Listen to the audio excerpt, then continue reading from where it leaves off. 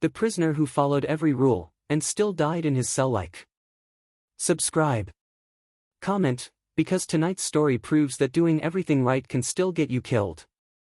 The call came in just after midnight, the kind that never brings good news. A corrections officer stood outside a narrow cell with a clipboard pressed to his chest, eyes fixed on the floor. Inside, under the hum of a fluorescent light that never turned off, a man lay motionless on a thin mattress. No blood. No signs of a fight. Just a body that shouldn't have been there anymore. His name was Daniel Mercer, and by every measurable standard inside the jail, he was a model prisoner. Daniel followed every rule. He never missed count. Never raised his voice. Never refused an order. He worked sanitation detail, cleaned the same corridor every morning, and returned to his cell before curfew without being told. Guards trusted him enough to leave him alone with cleaning supplies. Medical staff described him as cooperative. His disciplinary record was spotless. That's what made his death so unsettling. The jail logged it as a medical incident. Natural causes. End of story. Except it wasn't. Daniel had been complaining for weeks. Chest tightness. Dizziness. A burning sensation that crawled up his arm at night and stole his sleep. He filled out medical request forms in neat handwriting, always polite, always brief. Each one was stamped, filed, and marked non-urgent. Non-urgent inside a jail can mean anything. Often, it means never. The night Daniel collapsed, he had pressed the call button more than once. A neighboring inmate heard him coughing, then retching, then struggling to breathe. The officer on duty was covering 3 tiers alone. The infirmary was understaffed. The nurse assigned to nights was dealing with another case across the facility. By the time help arrived, Daniel was already gone. When his sister, Laura Mercer, received the call, the official explanation came prepackaged. Her brother had a previous condition. The jail had followed protocol. There was nothing anyone could have done. Laura didn't believe a word of it. Daniel had called her days earlier. He sounded scared.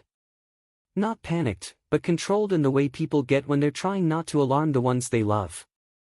He told her something was wrong, that the medical slips weren't working, that every time he asked for help, someone told him to wait. He said, "I don't want to make trouble," Laura would later tell investigators. He thought if he kept his head down, they'd take care of him. The paperwork told a different story. When an independent review was ordered, quietly, without press, the timeline began to unravel. Medical logs showed delays. Requests unanswered for days. A blood pressure reading flagged as abnormal, never followed up. A notation that read, "Inmate stable," signed by someone who never examined him. The guard who found Daniel was interviewed first. He described the cell as calm, almost peaceful. No overturned furniture. No signs of distress. That detail would haunt the case.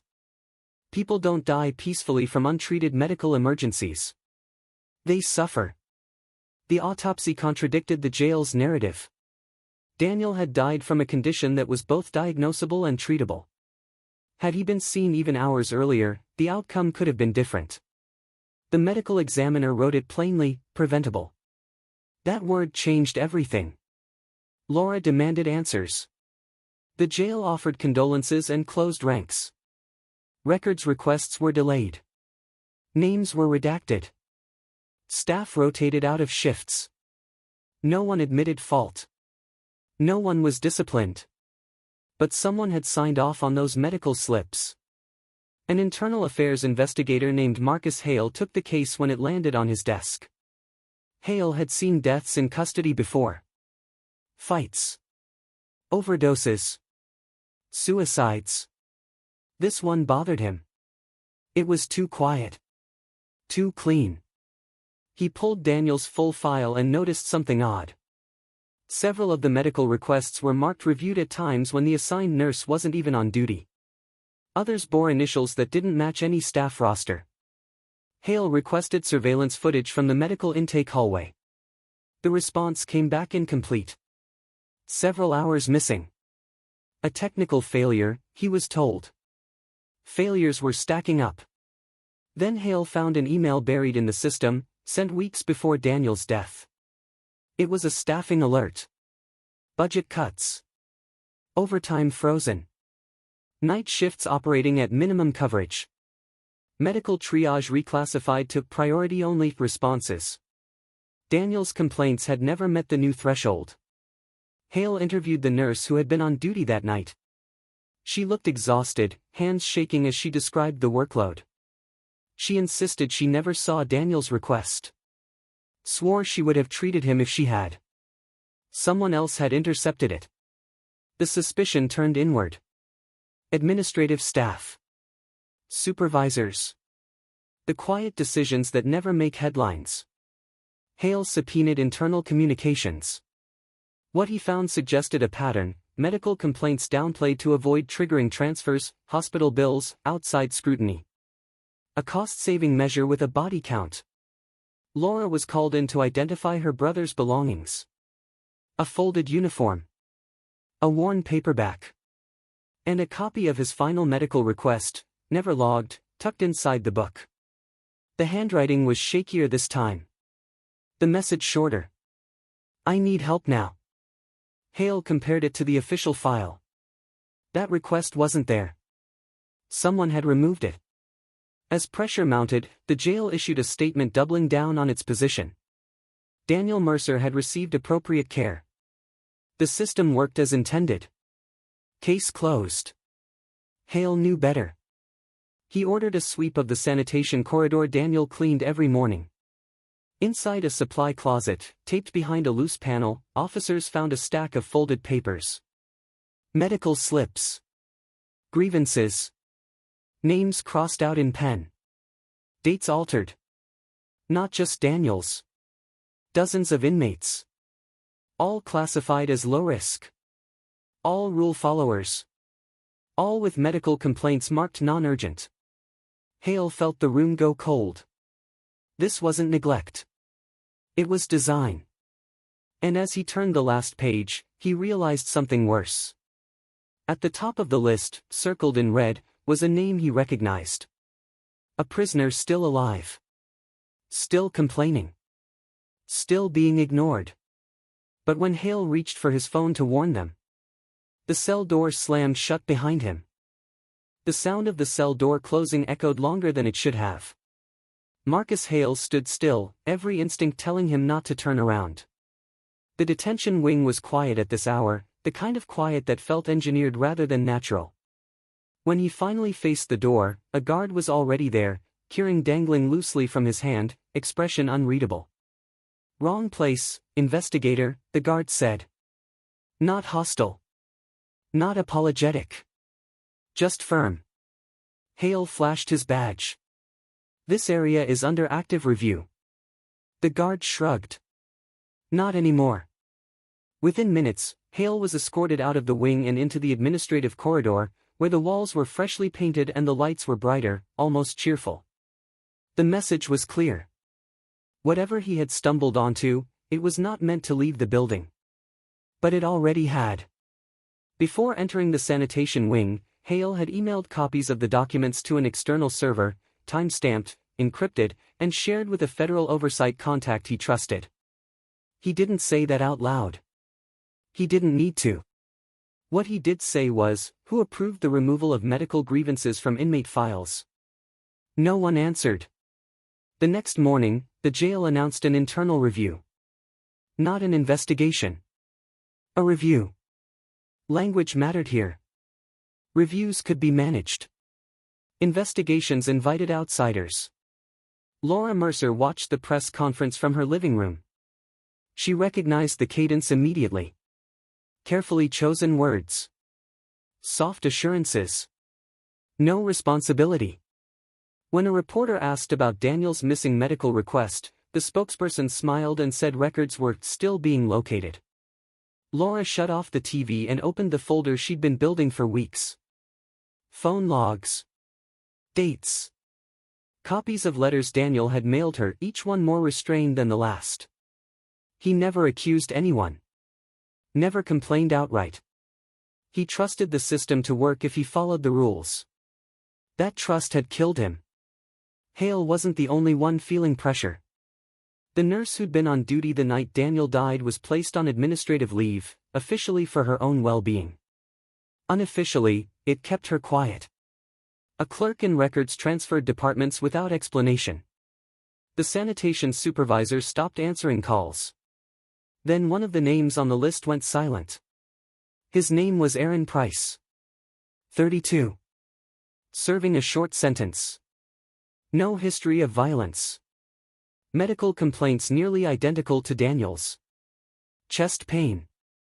Shortness of breath. Repeated requests. Hale tried to reach the unit. No answer. By the time he arrived, Price had already been transported to the infirmary.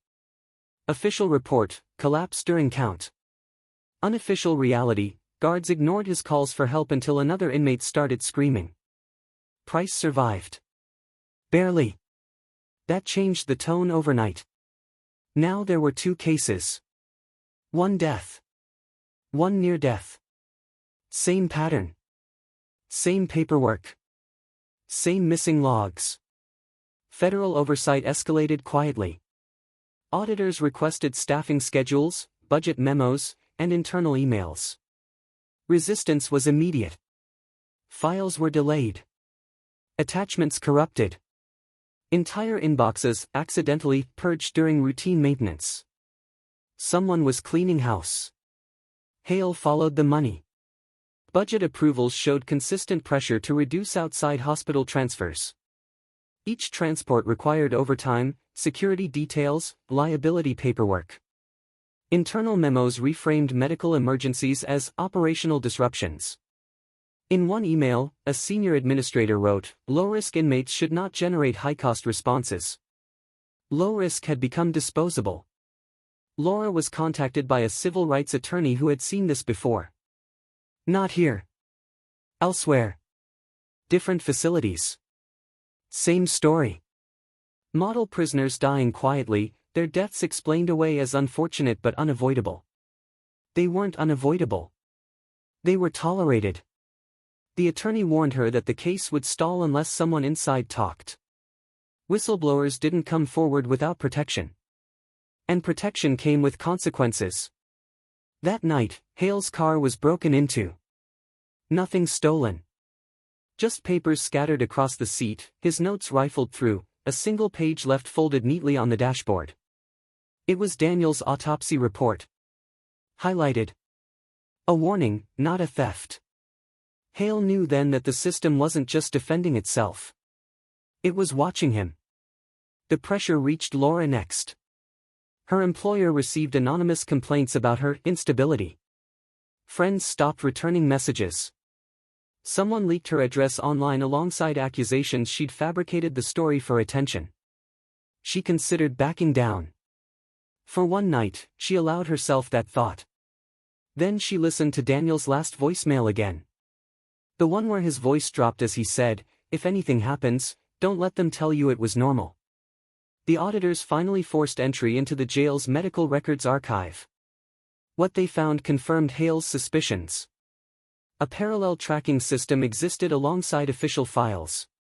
Complaints deemed non-critical were logged separately, never reaching licensed medical staff unless they escalated to visible emergencies.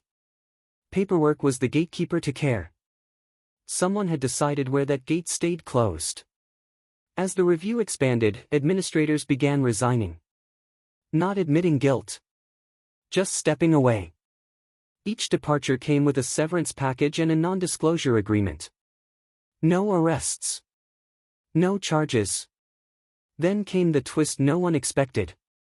The sanitation supervisor, missing for weeks, turned himself in. He brought copies. He explained how he'd been instructed to collect discarded grievance forms from trash bins, lockers, anywhere inmates hid them when the system failed. He was told it was part of data control. Reduce clutter. Reduce risk. He knew it was wrong. He did it anyway.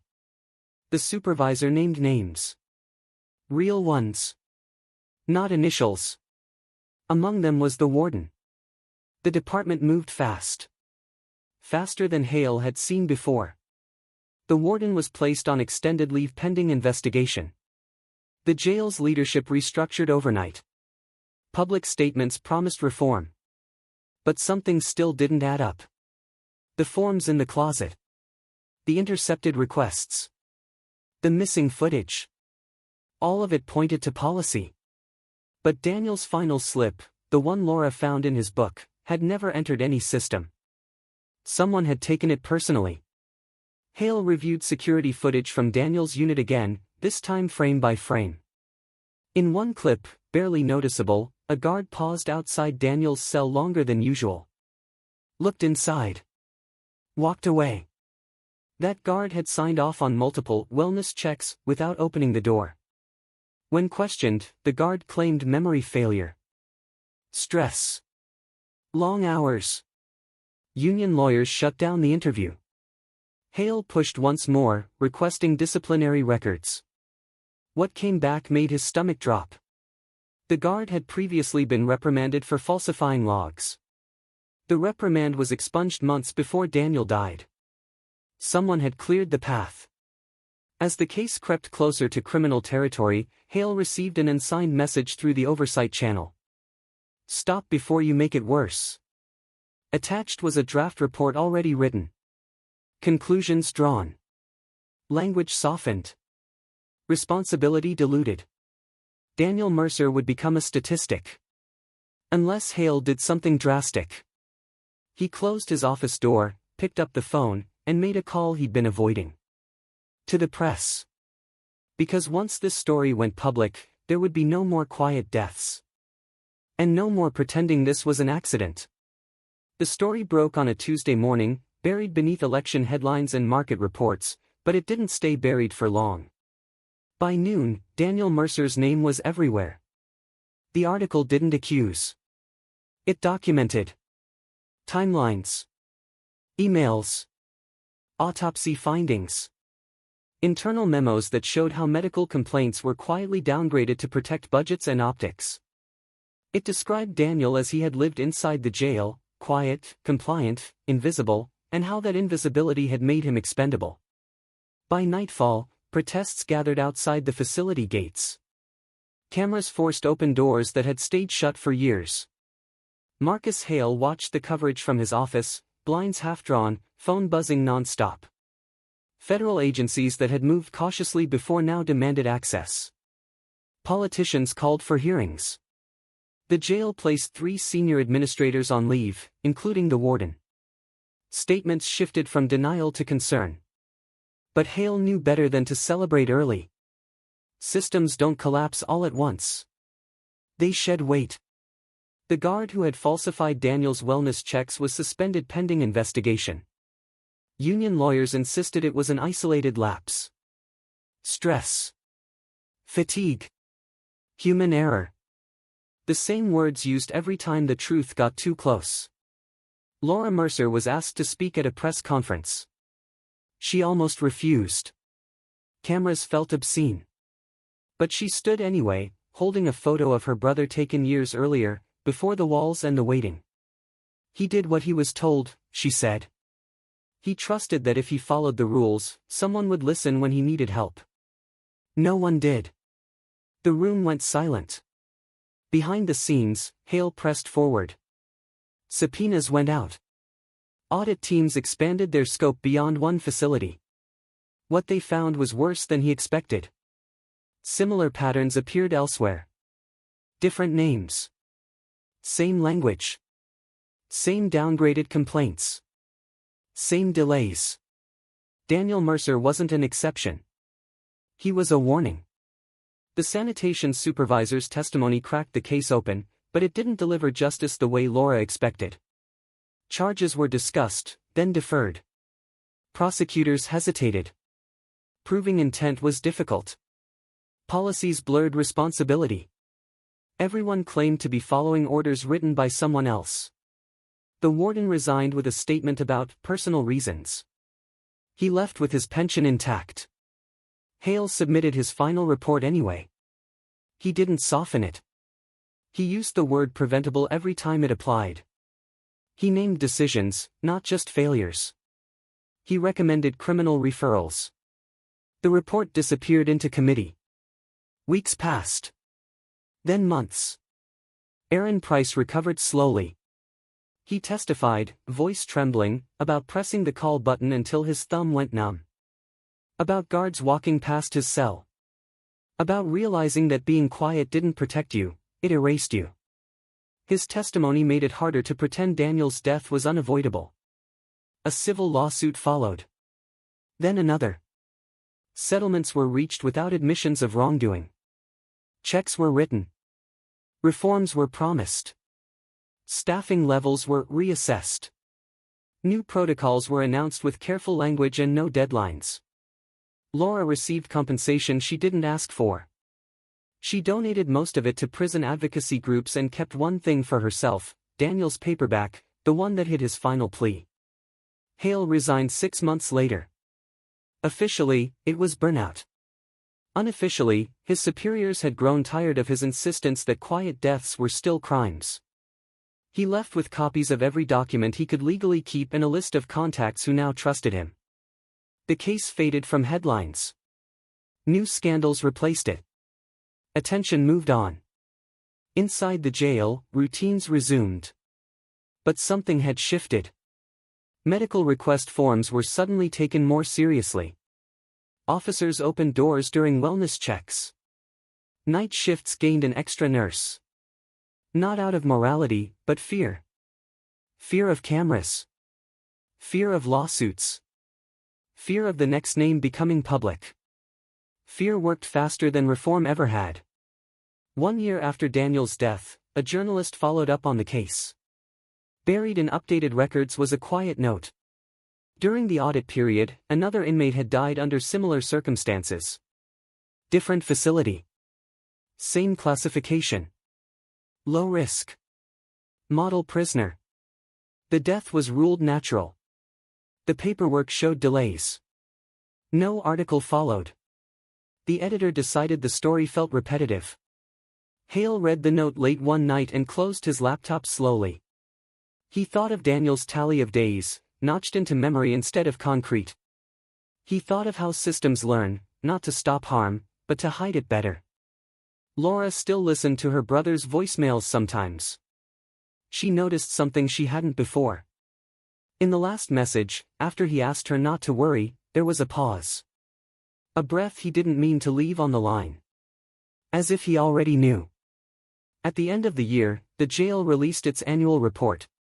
Glossy. Optimistic. A section on improved medical response times highlighted reduced incidents and increased compliance. One statistic stood out. Reported inmate medical complaints were down nearly 40%. Laura stared at the number for a long time. She wondered how many people had learned the same lesson Daniel did, that asking for help quietly doesn't always make noise where it matters. The system would never call Daniel Mercer a victim. It would call him a failure of process. A regrettable outcome. A lesson learned. But lessons that don't change behavior aren't lessons at all. They're warnings. And if this story stayed with you, it should. Because Daniel followed every rule, and still died alone in his cell. If you think that can't happen again, you haven't been paying attention. And if you're not ready to look away, you already know what to do next.